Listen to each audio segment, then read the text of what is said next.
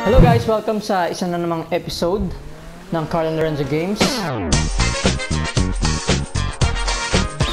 So ngayon, sa episode na to, naisip ko na mag-Mythbusters tayo. Testing natin yung myth na sinasabi nila. May nagsabi kasi sa akin, walang invisible wall sa GTA 5. Pero meron dito ang mangyayari pag umabot ka sa pinakadulo ng map. Kasi invisible walls yung sa mga maps, sa mga games, na sinasabing pagka nandun ka sa dulo, parang may wall, tapos hindi ka na makakausad pa sa map. So, yun yung invisible walls. So, testing natin dito kung meron nga nun. Kasi may sinabi sa akin yung kaibigan ko na pag nakapunta ka na sa kaluluduluhan ng map ay either mawawalan ka ng gas, yung kung anong sinasakyan mo, tapos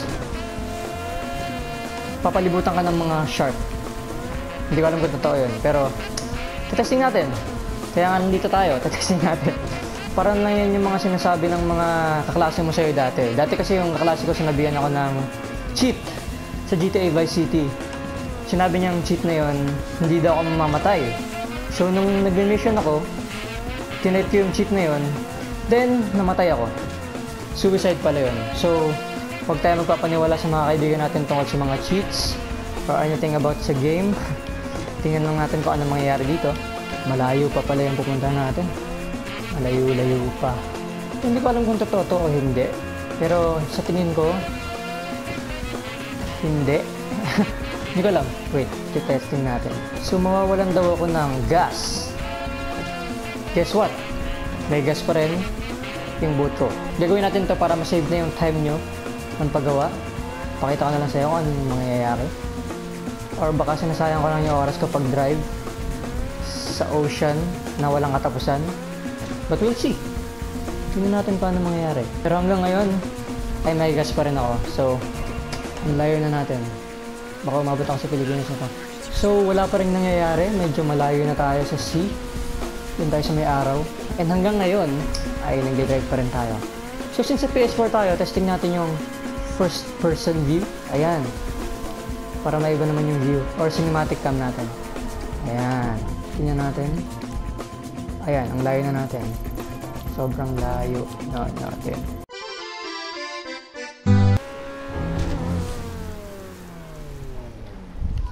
Oops! Ayan. Nawala na tayong gas. And lumulubog ako. Wait. Labas. So, aangat muna tayo sa surface. So, totoo nga. Nawalan ako ng gas. Pero parang hindi totoo. May red na dot. Bakit may red na dot? Bakit may red na dot? Saan yung boat ko? Saan yung boat ko? Balik sa boat! Hala! Shit! Ah! May shark! Angat! Ah! Okay, so na-wasted tayo. And may shark! So, totoo nga. So yeah, guys, ayun. Nakita na natin na totoo nga.